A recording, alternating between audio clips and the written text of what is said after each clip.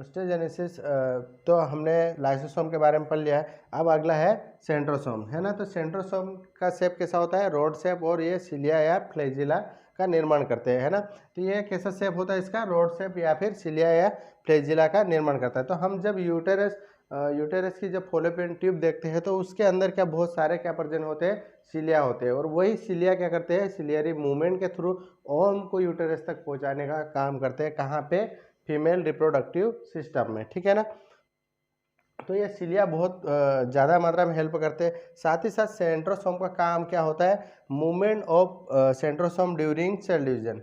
तो जब cell division होता है, जब कोशिका का निर्माण होता है, तो ये सेंट्रोसोम है ना बहुत भूमिका निभाता है। जो सेंट्रोसोम क्या करते हैं, जो क्रोमोसोम होते हैं उन्हें एक स्पेशल शेप में लाना और अलग अलग दो भागों में डिवाइड करना, मतलब मूवमेंट करवा के उन्हें एक स्थान तक पहुंचाने का काम कौन करता है, सेंट्रोसोम।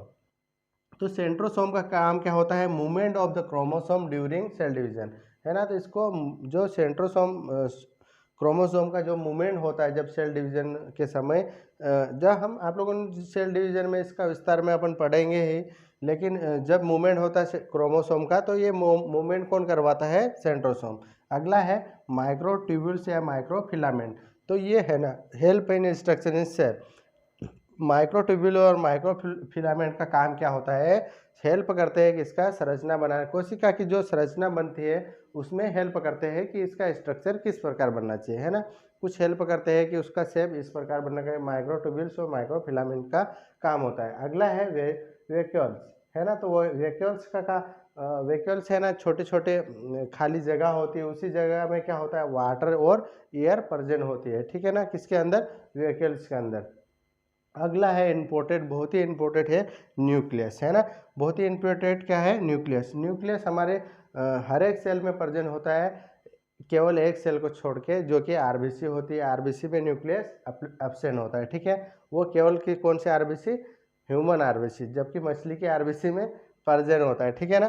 तो सबसे पहले हम बात करने वाले हैं न्यूक्लियस की अभी। तो न्यूक्लियस क्या होता है, लार्जेस्ट ऑर्गेनेल्स, सेलुलर ऑर्गेनेल्स होता है ना। तो जो ये साइटोप्लाज्मा के अंदर लार्जेस्ट सेलुलर ऑर्गन होता है, ठीक है ना। इसकी खोज है ना आरबीसी में, एंटो जो फिश की आरबीसी होती है, मछली की आरबीसी होती है, उसमें एंटोन वॉन ल्यूकेन हॉक ने की थी, किसमें, मछली की आरबीसी में इसकी खोज की, सबसे पहले इसकी खोज की थी। इसके बाद में जो ह्यूमन आरबीसी में किसने खोज की थी, रॉबर्ट ब्राउन में, ठीक है ना। तो ह्यूमन में कब खोज की थी, किसने खोज की थी, रॉबर्ट ब्राउन में, और मछली में किसने की थी, एंटन लियोन हॉक ने, ठीक है ना। और ह्यूमन आरबीसी में जो न्यूक्लियस होता है वो क्या होता है, एब्सेंट होता है, ठीक है ना। बहुत ही इंपॉर्टेंट चीज़ है कि हमारे इंसान के जो ब्लड होता है, ब्लड के अंदर आरबीसी होती है, उसी आरबीसी में न्यूक्लियस क्या होता है, एब्सेंट होता है ना, वहाँ पे न्यूक्लियस नहीं पाया जाता है। अब जो न्यूक्लियस होता है उसका काम क्या होता है, कंट्रोल ऑफ सेल डिवीजन, है ना। जब सेल डिवीजन होता है तो उसे कंट्रोल करता है ना, मैनेज करता है, मेंटेनेंस करता है, कौन, न्यूक्लियस, है ना। तो ये जो सेल डिवीजन की प्रोसेस होती है उसे भी कौन कंट्रोल करता है, cell division. All activities in cell, और हमारी जो सेल की पूरी एक्टिविटी होती है तो वो भी कौन कंट्रोल कर रहा है, न्यूक्लियस। तो न्यूक्लियस है ना कंट्रोल करने का काम कर रहा है, किस किस को कंट्रोल कर रहा है, ऑल एक्टिविटी इन सेल। तो सेल के अंदर जितनी भी एक्टिविटी होती है, प्रोटीन का निर्माण हो रहा है, प्रोटीन का लिपिड का निर्माण हो रहा है, पैकिंग हो रहा है, ट्रांसपोर्ट हो रहा है, सेल डिवीजन हो रहा है, और कुछ शेप बन रहा है, वो सारा सब कुछ एक्टिविटी कौन कंट्रोल करता है, न्यूक्लियस। और न्यूक्लियस के अंदर है ना बहुत सारे हमारे जेनेटिक्स मटेरियल होते हैं, उसी जेनेटिक्स मटेरियल के आधार पर हमारा बॉडी का निर्माण होता है। हमारी जो बॉडी का स्ट्रक्चर किस प्रकार बनना चाहिए वो कौन डिसाइड करते हैं, न्यूक्लियस। ये हर एक सेल में सेम न्यूक्लियस प्रेजेंट होते हैं, सेम क्रोमोसोम प्रेजेंट होते हैं। ह्यूमन में टोटल क्रोमोसोम कितने होते हैं, 46, है ना। तो न्यूक्लियस का काम क्या होता है, कंट्रोल इन सेल डिवीजन, मतलब किसको रोकता है, सेल डिवीजन को भी कंट्रोल करके रखता है, और साथ ही साथ है ना जो एक्टिविटी हो उन्हें भी कंट्रोल करके रखता है। साथ साथ में क्या करता है, सिंथेसिस ऑफ आरएनए, है ना। तो आरएनए का संश्लेषण भी कौन करता है, न्यूक्लियस। प्रेजेंट इन जीन्स, है ना। तो इसके अंदर है ना न्यूक्लियस के अंदर जीन प्रेजेंट होते हैं, क्रोमोसोम प्रेजेंट होते हैं, क्रोमोसोम के अंदर जीन वगैरह। तो ये प्रेजेंट होता है, जीन प्रेजेंट होते हैं इसमें। जीन के अंदर टोटल है ना क्रोमोसोम है ना 46 क्रोमोसोम होते हैं, ठीक है ना। और इसके बाद में ये क्या करता है, फॉर्मेशन ऑफ सब यूनिट इन राइबोसोम। तो राइबोसोम का जब निर्माण होता है तो सबसे छोटी यूनिट कौन बनाता है, राइबोसोम की। राइबोसोम का निर्माण कहाँ से स्टार्ट होता है, न्यूक्लियस के अंदर, है ना। तो जब राइबोसोम की जब सबसे छोटी इकाई बनती है, सबसे छोटी संरचना बनती है या सबसे छोटी यूनिट बनती है, वो कहाँ से स्टार्ट होता है, राइबोसोम का निर्माण ही कहाँ से स्टार्ट होता है, न्यूक्लियस से, ठीक है ना।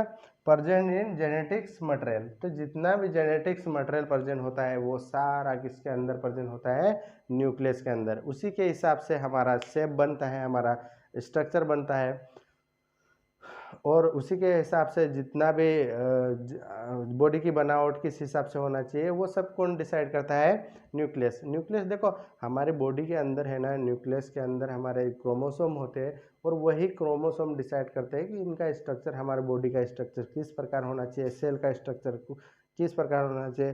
देखो जब हमारे सेल का स्ट्रक्चर किस हिसाब से होना चाहिए, या सेल की जो भी एक्टिविटी कंट्रोल कौन करता है, न्यूक्लियस। तो हमारी है ना, जब हमारे सेल की एक्टिविटी कंट्रोल होगी तो हमारे ऑर्गन की भी एक्टिविटी कंट्रोल, जो भी एक्टिविटी रहेगी वो भी कंट्रोल होगी, और जब ऑर्गन की कंट्रोल होगी तो हमारे सिस्टम की भी कंट्रोल होगी, और सिस्टम की जब कंट्रोल होगी तो हमारे बॉडी की भी कुछ एक्टिविटी कंट्रोल होगी। उसी हिसाब से न्यूक्लियस के हिसाब से ही हमारी बॉडी का कंट्रोल होगा, और हमारी बॉडी का निर्माण उसी के हिसाब से होगा। क्योंकि हमारी है ना सबसे छोटी इकाई होती है वो क्या होती है, सेल।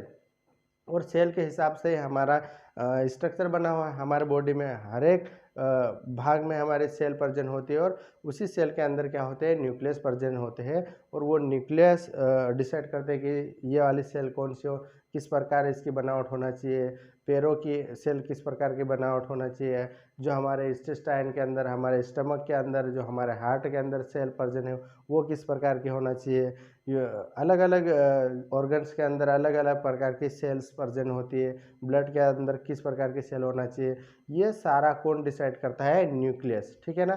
तो उसके हिसाब से जो मीडिया तैयार होते हैं उस हिसाब से उनका एनवायरनमेंट बना लेते हैं, और उसी के हिसाब से बॉडी का निर्माण होता है। तो आई होप दोस्तों मेरा ये वीडियो ज़रूर समझ में आया होगा। इसे ज़्यादा से ज़्यादा शेयर करें, लाइक करें और सब्सक्राइब करें। इसे देखने के लिए थैंक यू।